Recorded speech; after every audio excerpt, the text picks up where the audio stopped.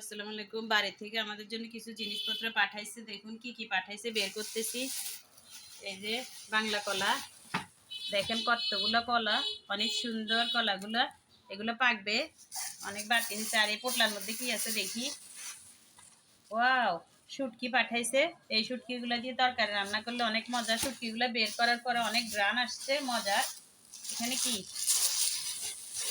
এগুলো শাক, আলুর শাক। আলুর শাক পাঠাইছে। আর কি পাঠাইছে, এই পোটলাতে কি, ও এটা লাউ শাক। এগুলো কাটি, তারপরে পাঠাইছে লাউ শাক, আলু শাক। আর কি পাঠাইছে দেখুন এখানে, এই যে কলার ভাড়াল।